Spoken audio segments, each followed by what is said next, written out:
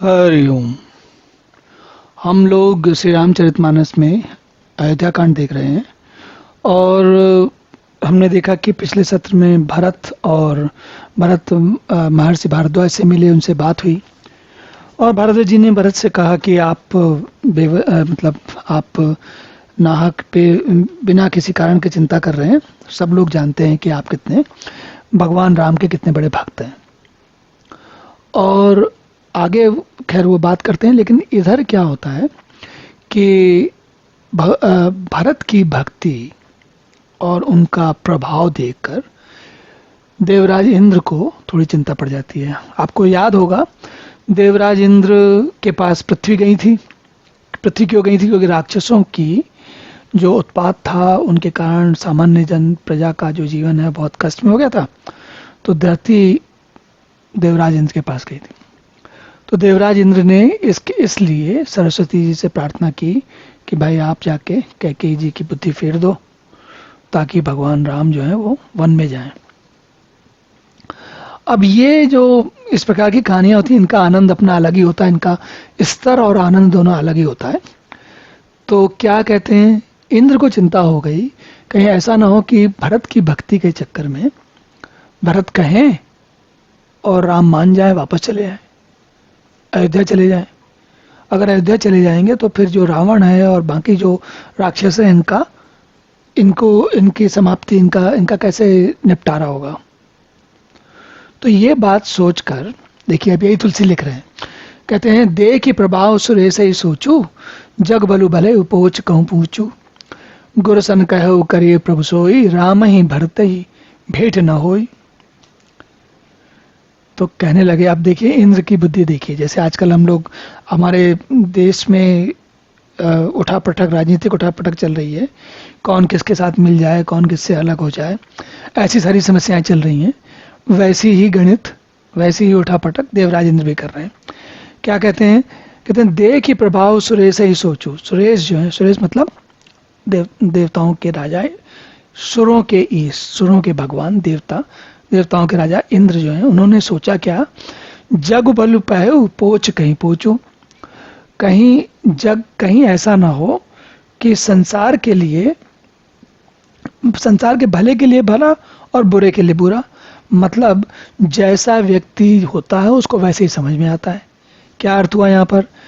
देवराज इंद्र जो है अपनी उधेड़ बुन में, अपनी राजनीति में लगे रहते हैं।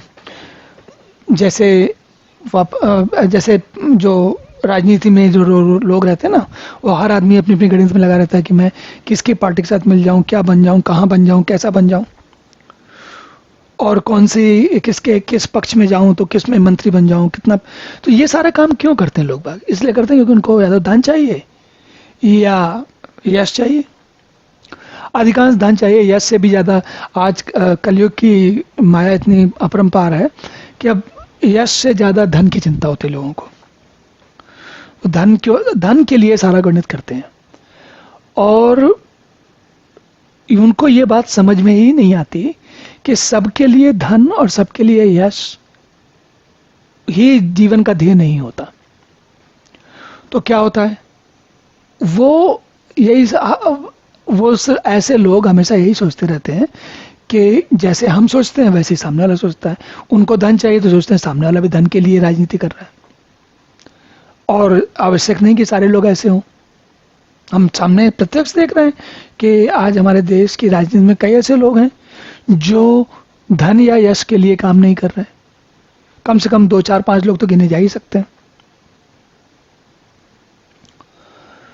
लेकिन माँ देवराज इंद्र को तो वही समझ में आ रहा। तो देवराज इंद्र क्या कहते हैं, देखिए, कहते हैं कि वो अपने गुरु के पास गए, बृहस्पति जी के पास गए। गुरुसन कहो करिए प्रभु सोई, राम ही भरत ही भेंट न होई। वो अपने गुरु के पास गए, बोले कोई ऐसा तरीका निकालिए कि भरत और राम मिल ही नहीं पाए आपस में।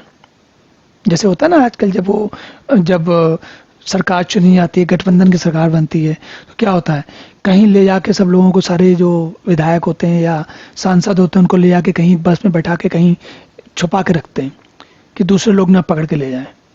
तो वैसी स्थिति देवराज इंद्र की है।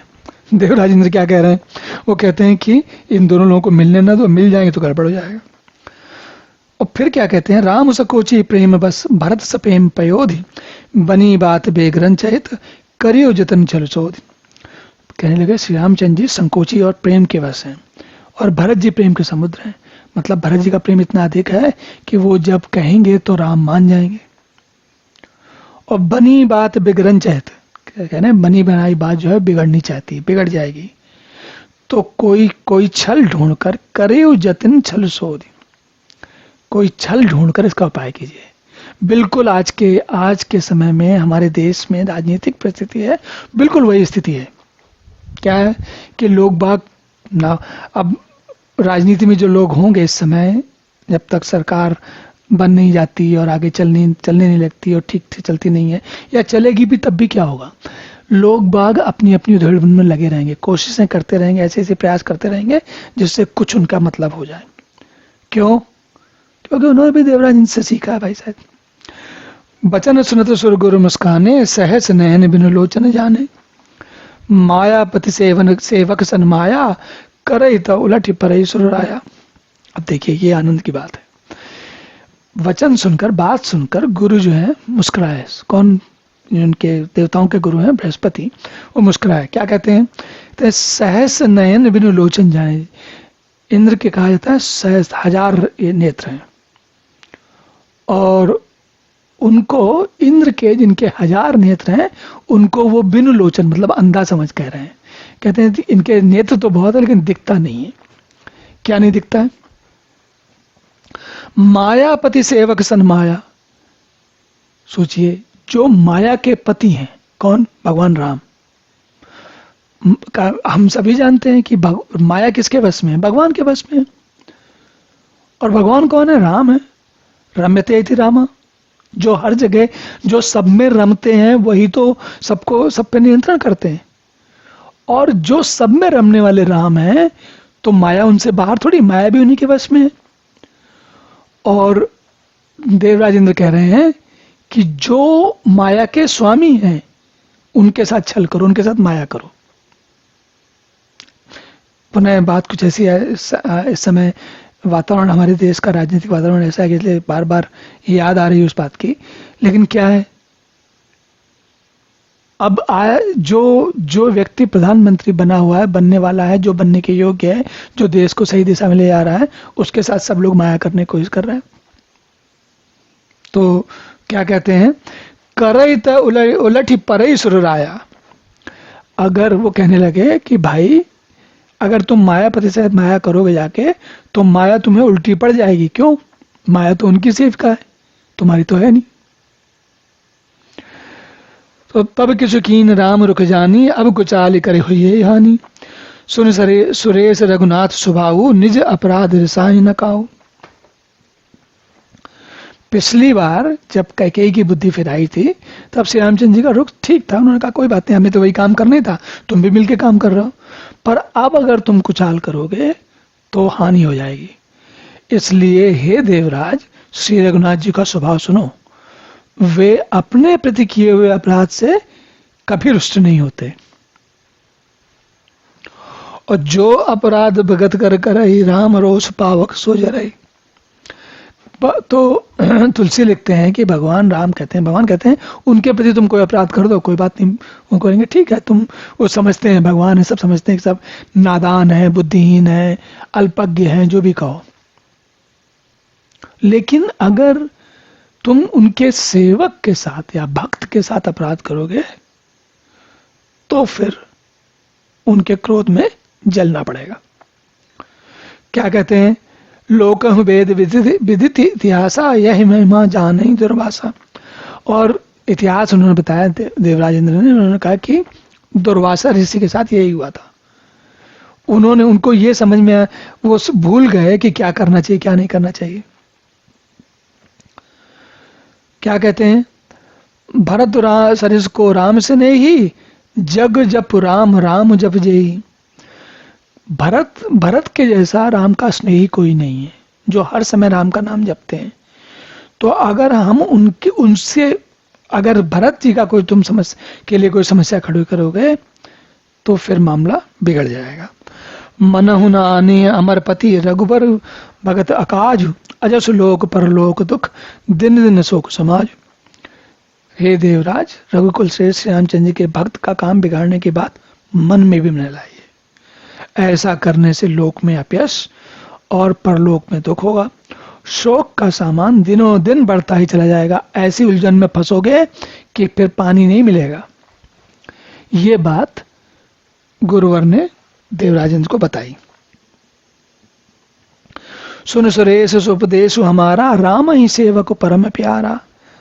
मानत सुख सेवक सेवकाई, सेवक बैरु बैरु अधिकाई। तो कहते हैं सुन सुरेश उपदेश, मेरी बात सुनो। क्या कहते हैं? रामहु सेवक परम प्यारा, राम को सेवक परम प्यारा है। और मानत सुख सेवक सेवकाई, वे अपने सेवक की सेवा में ही सुख करते हैं। जैसे वो हमारे प्रधानमंत्री जी बोलते हैं प्रधान सेवक हैं। और सेवक बैर बैर अधिकाई, और सेवक के साथ बैर करने से बड़ा भारी बैर मानते हैं। चलिए अच्छा आगे देखते हैं क्या होता है। यद्यपि सम नहीं राम राग न रोषु, गहन न पाप पूर्ण गुण को दोषु। और कर्म प्रधान विश्व करि राखा, जो जस करे तो सो तस फल चाखा। ये चौपाई आपने जीवन में बातचीत की भाषा में कई बार सुनी होगी। क्या है? कर्म प्रधान विश्व करि राखा, जो जस करे सो तस फल चाखा। तो आगे सुनते हैं, इसको जरा देखते हैं। कहते हैं यद्यपि सम नहीं राग न रोषो, भगवान को न राग है न दोष है, कुछ नहीं है, न राग है न द्वेष है। और गहन न पाप पुण्य, न वो पाप पुण्य से भी उनको कोई मतलब नहीं, जो मन में आया करो आप।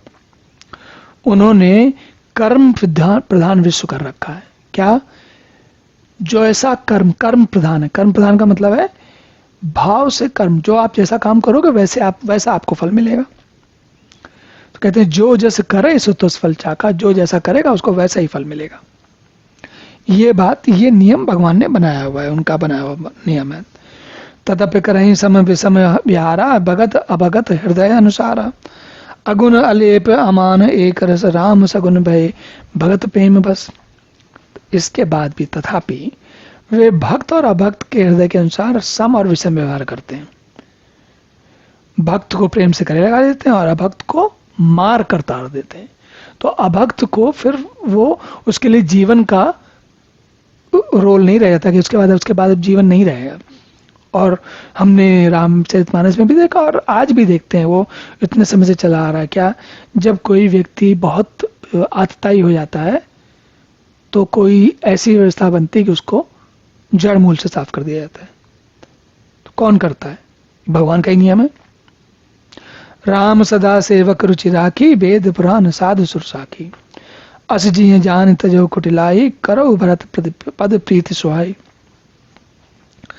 श्री राम जी सदा अपने सेवकों की रुचि रखते हैं, जैसा उनको अच्छा लगता है वैसा करते हैं उनके लिए। वेद पुराण साधु और देवता इसके साक्षी हैं। ये सब बात हृदय में जान लो और कुटिलता छोड़ दो और भरत जी के चरणों में सुंदर प्रीति करो। मतलब उसमें उनके भरत को किसी प्रकार की हानि पहुंचाने की चेष्टा करोगे, उसकी बात भी मन में लाओगे तो तुम्हारे लिए बड़ी समस्या खड़ी हो सकती है। ये बात उनके देवराजेंद्र के गुरु जी ने उनको समझाई।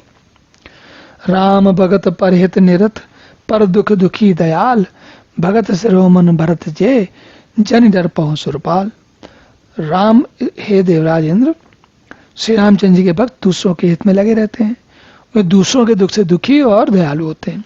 फिर भरत जी तो भक्तों के शिरोमणि हैं, उनसे तो बिल्कुल न डरो। क्यों? वो कभी भी ऐसा काम नहीं करेंगे जो भगवान को पसंद नहीं हो। सत्य संध प्रभु सुरहितकारी, भरत राम आयस अनुसारी।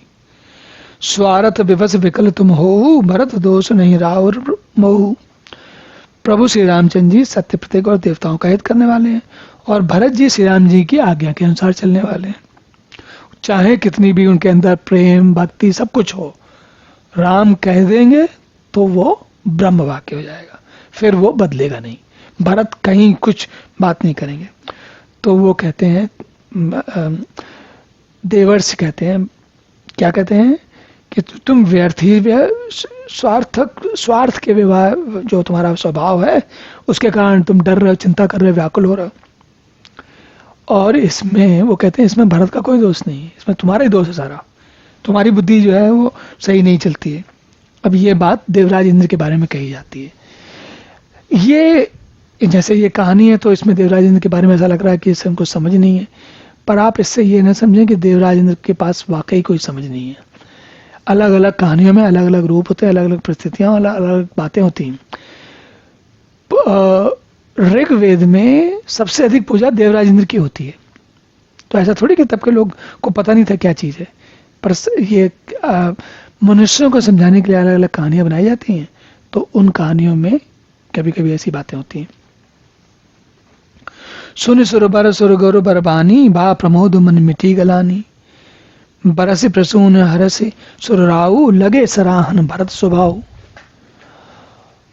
देवगुरु बृहस्पति जी की श्रेष्ठ वाणी सुनकर इंद्र के मन में आनंद हुआ, बड़ा आनंद हुआ और उनकी चिंता मिट गई। तब हर्षित होकर देवराज फूल बरसाकर भरत जी के स्वभाव की सराहना करने लगे। तो देवराज इंद्र के मन में हमने देखा इस कथा में और कई पुराणों की कई कथाओं में ऐसा प्रकरण आते हैं कि देवराज इंद्र के मन में कोई ना कोई शंका आशंका खड़ी हो जाती है। रामचरितमानस के शुरुआत में लंका कांड, बाल कांड में हम पहले देख चुके हैं, एक बार दो बार देख चुके हैं। अलग अलग जहाँ कहीं कोई असुर होते हैं तो फिर समस्या खड़ी हो जाती है उनको, तो भगवान वो उनको अपनी सत्ता की चिंता बहुत रहती है। तो लेकिन जब उनको गुरु ने समझाया तो उनको बात समझ में आ गई, और समझ में आ गई तो उनकी चिंता मिट गई, और जब मिट गई तो देवराज फूल जो है वो प्रसन्न होकर फूल बरसा करके कह जाए कि ये फूल बरसाने का मतलब क्या, उनके मन में बात डर निकल गया और बड़े प्रसन्न होकर उन्होंने कहा कि ये तो अच्छा है। उनको समझ में आया कि भाई काम रुकेगा नहीं। मुख्य बात समझने केवल इतनी थी कि उनको ये समझना था कि काम अब रुकेगा नहीं। चलिए हम लोग अब इस प्रकरण को यहीं रोकते हैं, इस सत्र को। अगले सत्र में पुनः मिलते हैं, तब तक के लिए हरि ओम।